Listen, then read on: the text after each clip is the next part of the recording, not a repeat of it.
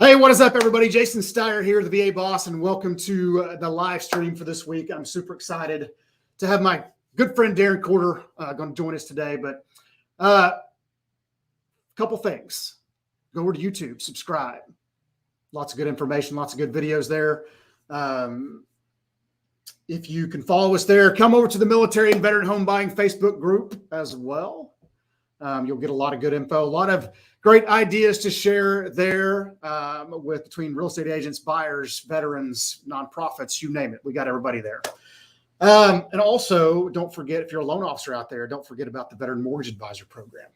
Darren and I will talk about a little bit about that as we get into our conversation today. But I'm super excited to have Darren here and share his story a little bit about his time in the service, about how he has kind of how should we put it? How he has latched on to the National Guard in his area in Delaware. Obviously Delaware's tiny, but Darren has made a huge impact in his community, which I am super excited about to share with everybody. So without further ado, I'm going to bring my good friend Darren on, and there he is in all his glory. Yes, there What's happening? Thanks for joining me today, man. I know you are super busy, as we all are, hopefully. Both with family time and business. Yes, I guess I'm too close to the camera. I'm like, okay. Whew. Wow. Well, you got to get closer so people can see that beautiful face of yours. Okay, well, I don't think I can miss this round head. So we're good. So if you're out there watching today, you got questions for Darren or myself, please post them in the comment section. We will certainly get to you.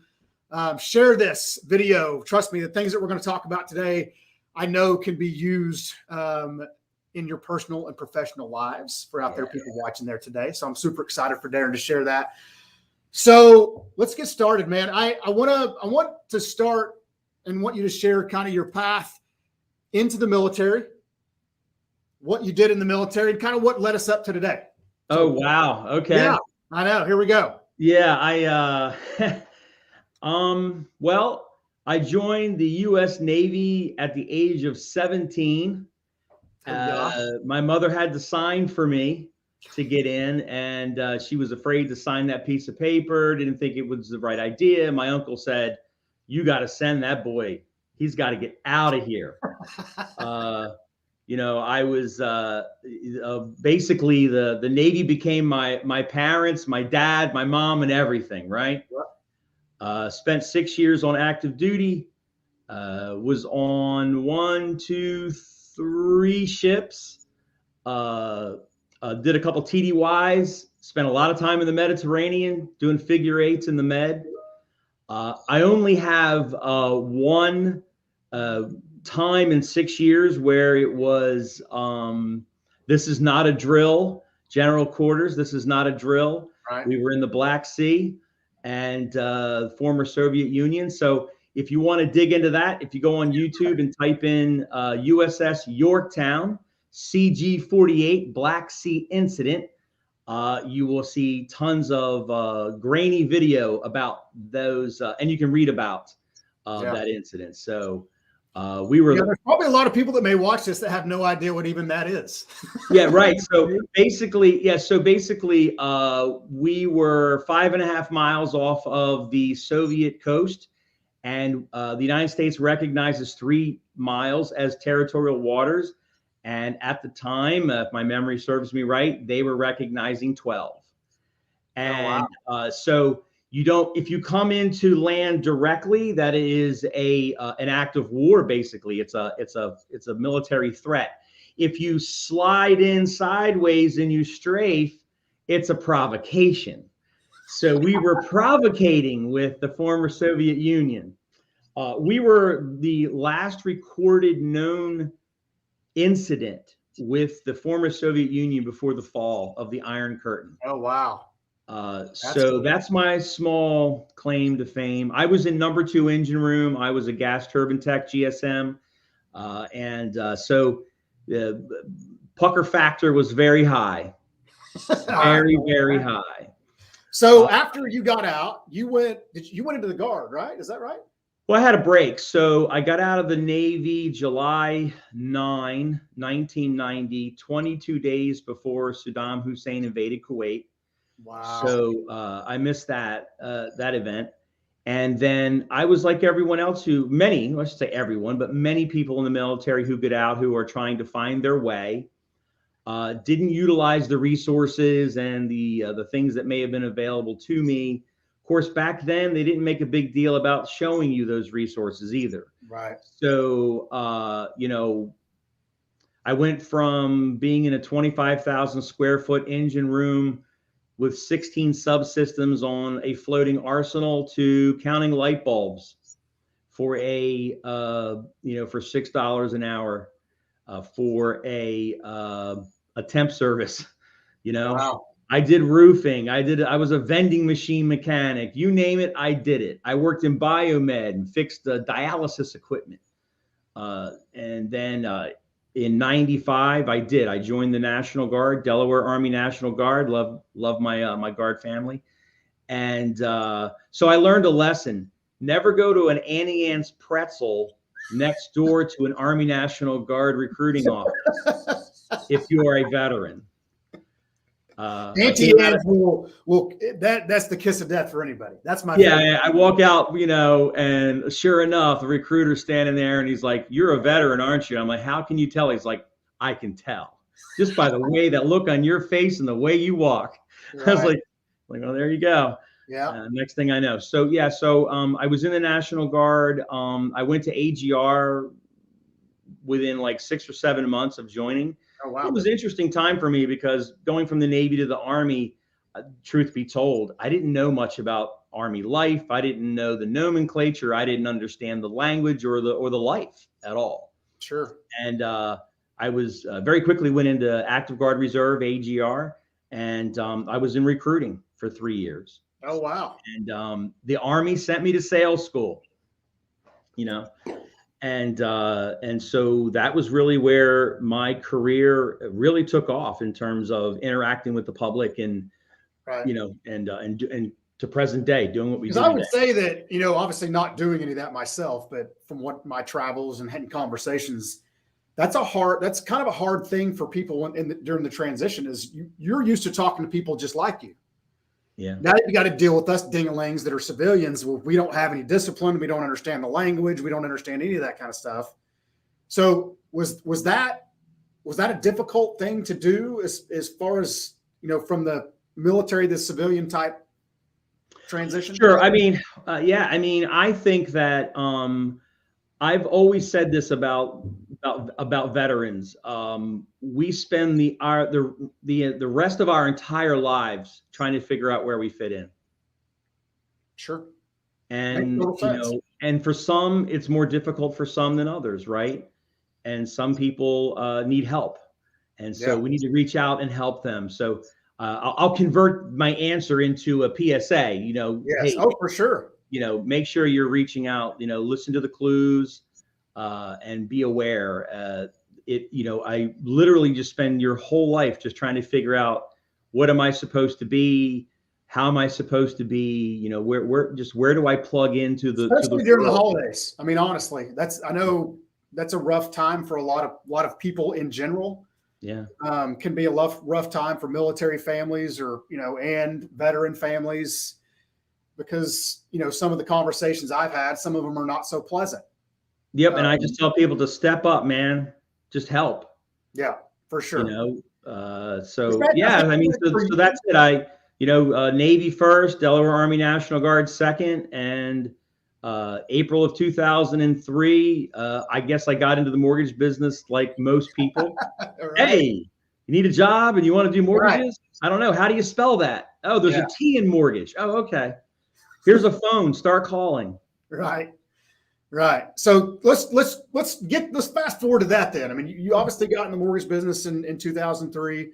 Where did you start there? I started out in a tiny little brokerage for a very short period of time. And quite frankly, this has nothing to do with the present day brokering, by the way. There's some fantastic brokers out there and good friends of mine. But back in the early 2000s, I spent about 6 months with a broker. I didn't know much, but I learned in 6 months what not to do to other human beings. That was for sure. Yeah. I started my career off in a brokerage too. Yeah, and it was really quick. And then I went into the banking system very quickly after that. Spent many years at JP Morgan Chase learning how to do things the right way. And building my, we did a lot of CRA, a lot of first time home buyer, Community Reinvestment Act, underserved community work, which I was very proud of that. Still proud of. It's noble work for sure. Serving the underserved was really, and I think that helped me getting, I already had that serve mentality, but it really helped me to further solidify that in that mindset, in that heart to help others. Yeah. So as a, kind of even getting into now, when did you first want to get into the military lending space? I mean, when did you first, and what led you to it? Obviously you're a veteran, so that's kind of a no-brainer, but there's the veteran portion of it, and there's the VA loan portion of it. So sure. What led you to that? Well, I have to offer or share a personal story in order to make that make sense. Sure, absolutely. So anyone who's in the mortgage business, or anyone who was old enough to remember 2008, 2009, people were losing their homes, losing their jobs. Some people were losing everything. Basically the whole entire world financially was on fire, right? Yeah, for sure. And I'm a mortgage loan officer. I'm in the middle of the firestorm of all that. And 2010, I had that moment, and this is, very serious for me, was I was depressed. I was not doing well. You've got a wife and a mother-in-law and a brother-in-law and fifth child on the way, and didn't have the sixth one yet. Thank God. But, 2 dogs, a cat, and a rat, had a lot of responsibility. And I went from being able to build our beautiful home to, almost losing my home, wiping out 3 retirement accounts, and just trying to figure out how we were going to, buy groceries. Sure. To be honest. Absolutely. And it was that moment where, I woke up one day and I was in that headspace where I didn't know if I was going to make it through the rest of that day. I had that first time I really had that thought where I was going to drive to the Delaware Memorial Bridge and see how good my diving skills were. And that's the truth. Sure. Okay. But I knew that I couldn't do that. I just knew that for me, that wasn't my solution. And so I had to do some very, very fast soul searching. Mm-hmm. And I asked myself, well, what do I do for a living? Well, I do mortgages. Okay. Well, who am I? I'm a veteran and a family man. Okay. And then what can I offer? Well, I have this thing. It's called the VA loan. I'm a vet. I care about vets. I care about families. I work in the mortgage business, and I have this earned benefit called the VA loan. So I was like, you know what? It's time to reinvent yourself and have a purpose. Yep. So that's what I did. Then the very next morning, I looked myself in the mirror and I said, hi, my name is Darren Corder. I'm a veteran lending specialist, and I'm here to gratefully and humbly help a veteran family today. Who can you introduce me to? And I've been saying that for the last 11 years. And it's worked. Right? It's worked in that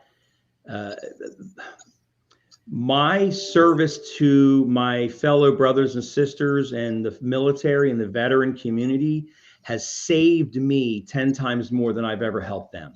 Yeah. And that's the way I view it. And I think that, obviously depression and things like that are a real thing for everybody, especially veterans, because of the things you spoke about. Even for me, it was real for a while in my lifetime and in the not so distant past. And I had those same conversations with myself. And I think that, in this era of, the mental health being kind of at the forefront more now than it ever has been, I think it's important that people share those things. I've shared my story with many people and about, I'm obviously not a veteran, but helping veterans and finding something that I was passionate about, both professionally and personally, dug myself out of that hole, because we're not wired to quit. No, man. We just didn't have the solution at the time. No, never say die, right? That's right. We didn't want to quit, but then we found that one particular thing that got us out of that hole. Well, because we learned in the military too, is like get in your lane, stay in your lane. Right. And so that's what I did. I chose a lane. Yeah. And the lane happened to be something that I was able for me to give back and receive at the same time. Like they're not mutually exclusive. For sure. Yeah. So, you know, and at the end of the day, you know, of course, what we do for a living is, you know, the VA loan is an earned benefit, right? It's you not everyone can have it. That's right. You know, and you have to serve in order to get it. Yeah. And so, you know, I always make the joke that, well, I don't know if it's a joke, but I was just the observation that it's the only benefit that the VA has, that it is only accessible one way, and that's through private industry. There's no other way to get it. Yeah. And so wouldn't it make sense to work with someone who eats and sleeps and breathes it? No, for sure. And that's where the knowledge base comes from, right? Yeah. And I think back, you know, all these years ago, and I've had this conversation with many people, is the VA loan now obviously is not like it was even when we got in the business almost 20 years ago. Yeah. Austin's not a new band. Yeah, it's evolved. Right. We've evolved. The industry's evolved along with it, but there's still those inconsistencies in how it's delivered and the rules behind it and the myths and misconceptions about the benefit, especially as it relates to National Guard. Absolutely. Oh my God. So that's what I want to get into next. Yeah, let's do it, man. Right? I admire the fact that there's, I mean, and we've said this, I've said it ad nauseum to agents, to LOs that we've spoken in front of, and all these things. I'm like, the National Guard, for the lack of a better word, is like the redheaded stepchild. People forget about them when it's one of the biggest segments in the military space, because they operate with you and I every single day. And everyone, not just you and I, but anyone who has soiled their feet in the United States. They either know someone, whether they know it or not.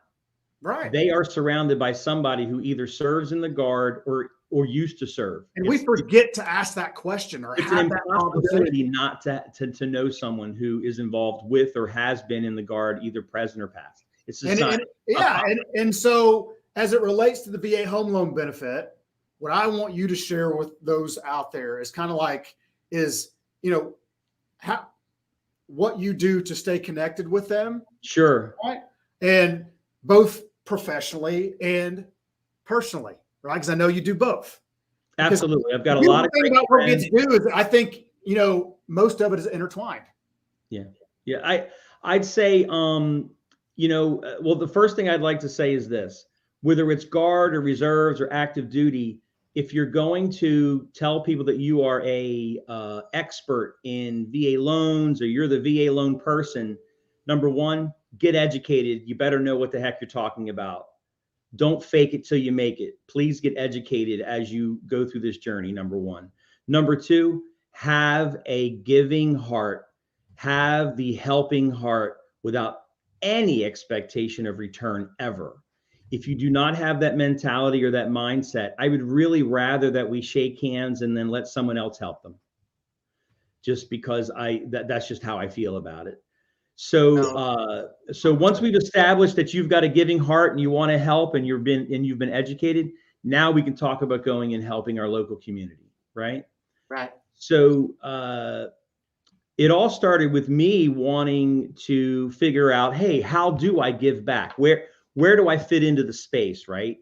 Once again, we've got this earned benefit and we want to get rid of these misnomers.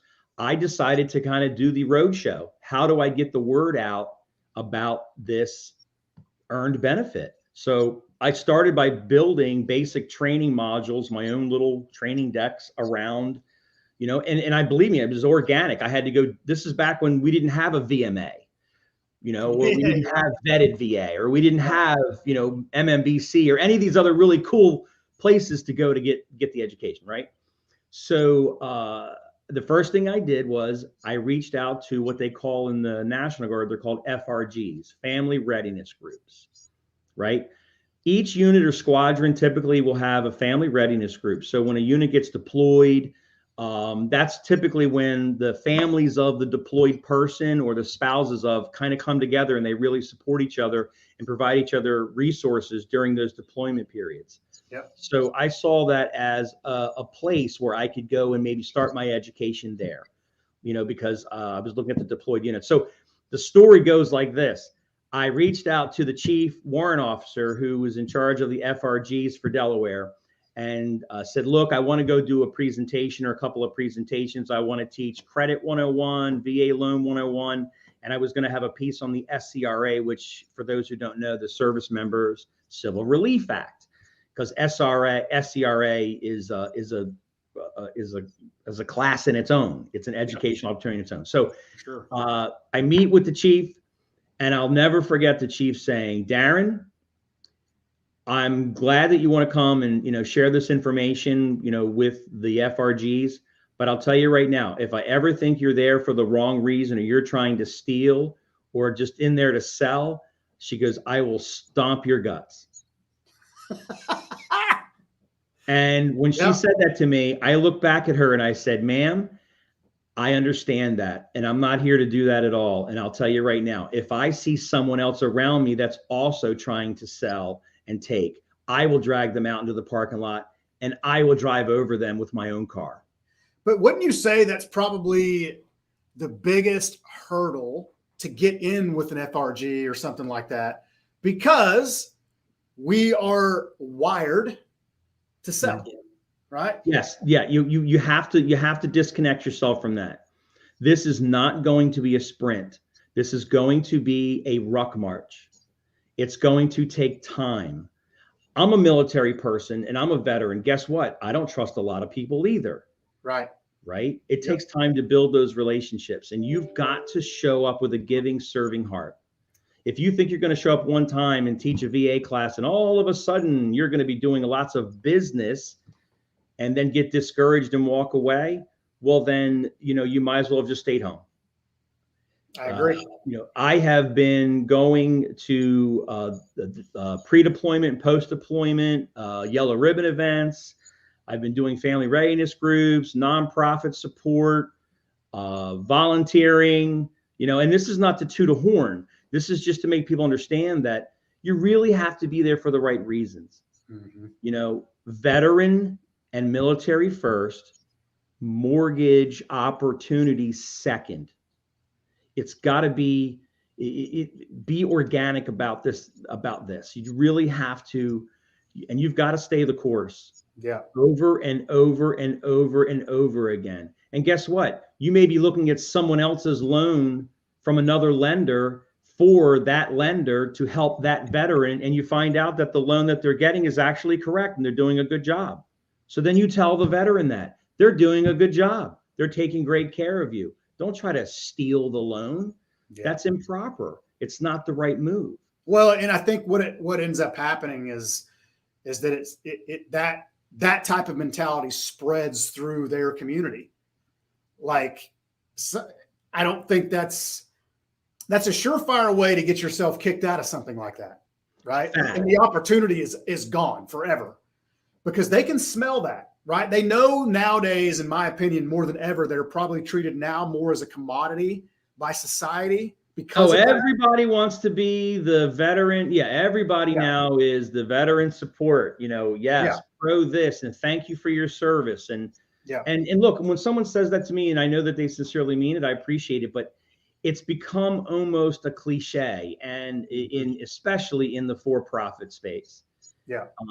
And it saddens me that it's gotten to that point, right? Yep. So talk about some of the things that you're doing specifically there in Delaware. I want the people, I know you have a presence there, but I want you to kind of talk about that a little bit. And sure. So, and once again, I share these things only not to be patting on the back. I want anyone who may watch this to know that that's not the purpose of this. This is just to give you examples of just, finding a way to care. That's all. I think it's really what it comes down to. Yep. I do as many pre and post deployment yellow ribbon events as I can, and you can Google that. You can look up yellow ribbon events, and you can find out what yellow ribbon events are going on in your local area. So whether it's California, they're everywhere, right? You can go and be what they call an exhibitor, and you set up a table, and you're there, and you're not there to sell. I mean, you can have your swag out and do all that stuff, but Sure. you don't go there and do a giveaway, raffles, like none of that crap. Right. All right. You're there as a resource to educate those service members and their families when they have questions about the VA loan. That's what you're there for. So treat it that way. So pre and post deployment, I do a ton of pre and post deployment yellow ribbon events. I eventually started to get invited, and now am doing actual briefings. So now I actually brief in the yellow ribbon events about the VA loan. So I call it VA 101, boots to home buying. Right. So that's my thing. And, you might get 15 minutes, or you might get 45. You don't know. It's whatever. You may get 3 minutes to stand up, shake, wave your hand. You may be there for 9 hours and wave your hand once and say, hi, my name's Darren. That's it. So you once but again, maximize your time though. Well, sure. Yeah. I mean, and I think that, look, let's face it, at the end of the day, your network is your net worth. And that's just not money, but that's life, right? So if you're going to be there for 9 hours, well, who's around you? All the other exhibitors and the sponsors. Make relationships. Start to get to know those people, right? You may be the only for-profit table in a room with 20 other nonprofits and governmental exhibitors as well, who are out helping veterans and helping military. So what I'm hearing is go to those exhibitors and shake their hand and get to know them. Very well. That's right. And I always call it the meeting after the meeting, right? Reaching out to them after that 9 hour day. Yep. I agree. Let's see. I was on, not now, but I was on the board for the Delaware National Guard Youth Foundation, their communications director. Yeah. Delaware has an incredible nonprofit here for the kids of the National Guard. It is amazing. I mean, when I start to think about what impact it has for those kids and the families of those kids, it hurts me and makes me feel great all at the same time, right? Yeah, no, for sure. They have a thing called Camp Caldwell. Tens of thousands of dollars it costs to put on that Camp Caldwell for a week, where the kids get to live in the barracks and eat 3 squares and do as many fun things as they can do, at no cost or low cost. I think the last time it was like, $40-$50 per head for literally thousands. And the budgets are big. Let's see what else. Reeves Across America, right? Now anyone can do that everywhere. Sure.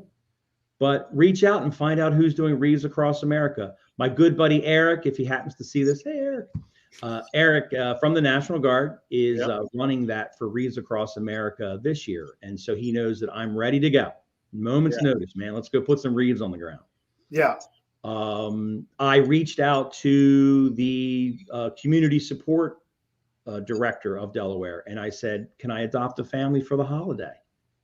Right. That's amazing. And just, it's anonymous. Nobody's going to come and send me there's no fanfare. Well, you do it because it's the heart to do it, right? I want those kids to have a Christmas. Well, and I put out a video a week or so ago about, we were talking about this the other day about military families having food insecurity during the holidays. It's a real thing.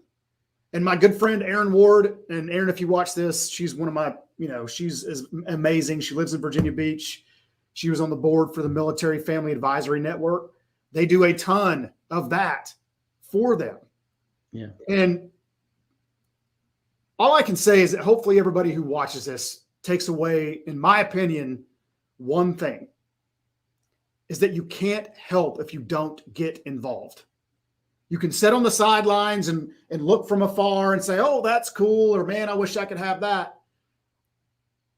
Casey put out a video a couple of weeks ago about getting off the sidelines. That can be directly correlated to anything in your life. Yep. Especially this. You can do well and do good all at the same time. That's right. And that's right. So you can be equally philanthropic and helpful and love your neighbor and still also have a healthy business. Yeah. It can be both. It doesn't have to be either or. It's both. By Right. the way, there's tons of veteran small businesses, right?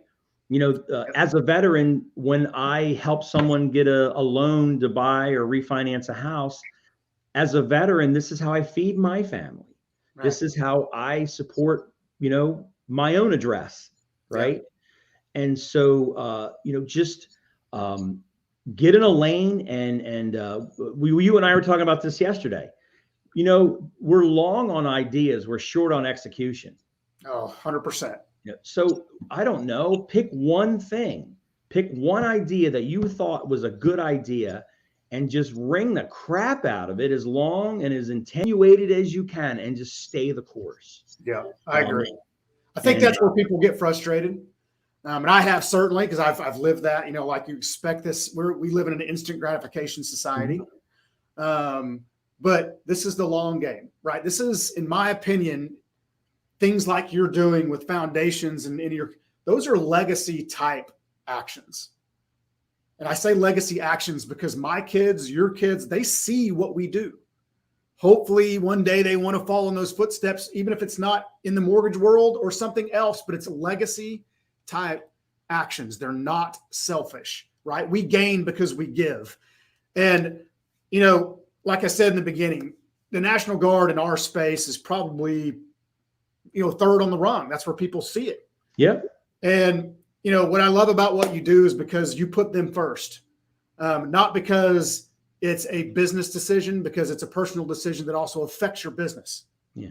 That's and from a business standpoint, I think people have to understand. So let's talk about that, right? Look, we are loan officers, right? We do originate, assist, and close mortgages. That's the essence of our business. So from a business standpoint, you have to think about what's in front of you here.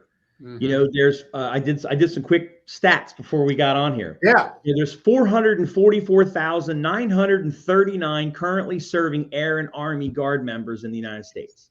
Wow. That's a lot of humans. That's right? A lot of bodies. And that's all 50 states, to include the territories. The Army Guard birthday is December 13th, 1636. Wow. So these guys have been around for a long, long time, and they deserve and they've earned this benefit. And you need to be on a mission, if you're a loan officer, to learn this and to take it out. Because when you help a veteran family with their VA loan, you're delivering an earned benefit and you're protecting them from the others who are not as knowledgeable and don't care about that veteran family. I agree. And so this is, I am unabashed about it, and I am not shy about it, because for me, it is a mission. It's a mission to get it out there. And, I've got loan officers in my local market, and I know you do. You get phone calls from competitor LOs and texts all the time. So do I. So what am I supposed to do? Not tell them how to help a veteran? Of course, I'm going to tell them exactly what they need to do, who to call, what documents are needed. Help the veteran family get that deal done. Yeah. No, and I think it's a mission first mentality. And I think that's what we have. And I think a lot of people could learn from that. Yep. But anyway, well, man, great, it's a good way to end up, honestly, because I think it's always mission first. But here's what I want you to do. Tell the fine folks out there who may watch this how they can get in touch with you. Sure. So, my cell number has always been the same, 302-547-2131. Texting is usually faster than calling. I guess that's for everybody nowadays, right? Nowadays, yeah. So that's my phone number. You can go to my name, DarrenCorder.com. That'll take you to my mortgage page. Nice. If you want to read my reviews, I have whydarren.com, and nice. You can read those. I think we're up to 260 5-star reviews. Oh, wow. And it's not me. I know that I'm the face of the operations when it comes to this, but truly it's the people that help me support everyone else that makes those 5 stars happen. Absolutely. I got incredible ops, man, like unbelievable. Yeah. Yeah. So, I would just 302-547-2131 or darrencorder.com. I'm on Facebook. I'm on LinkedIn. I'm, the usual suspect locations. Right. What states are you licensed in? I'm licensed in Delaware, Maryland, Pennsylvania, New Jersey, and Virginia. And I'm my goal for 2022 is to be the entire Mid-Atlantic to the southern tip of the East Coast. So so that's my 2022 plan. Oh, I have two things. Here's what I am going to ask of anyone who's watching. My 2022 goal is 52 briefings and presentations in 52 weeks. So I'm asking you to please allow me into your home, whether it's virtually or physically, to go do a presentation to share the good news of the earned VA loan benefit. That's what I'm hoping to do. No strings, no ties ever. I just want to get the word out and help each other understand and know this. So that's my goal. If that's something you think would be of interest to you as you're on this, I don't care if you're in a non-licensed state. I am the subject matter expert. I am allowed to talk about VA loans, even though as long as I'm not selling, I'm okay. By the way, I and also Jason here, who's a gracious host, we know great loan officers who actually really care all over this country. And if you're in a state that you think, well, that's not where Darren does loans or where Jason does loans, that's okay. We know how to get you to the people that are going to take great care of you no matter what. Well, again, it's network. Yeah. So, man, I appreciate your time today. Honestly, I appreciate where you come from in this. It's good for us to collaborate. And, obviously Darren and I work for the same company, but we know a lot of people who don't, and that's okay. We still collaborate. We still share our ideas. We still do a lot of things in that community. And man, I appreciate your time today because I know you're a busy guy. Yeah, you as well, my man. Yeah. So, folks, Merry Christmas, Happy Holidays, enjoy the season. Please take some time for yourself. If there is someone in your heart right now that's landing on your heart that they need some help, go help them. Just go do it. I agree, man. There's a lot of opportunity out there to do that. Yep. Folks, we thank you for tuning in today. Darren, thanks for your time, brother. I appreciate you as always. Appreciate you, bro. We'll see you guys next time.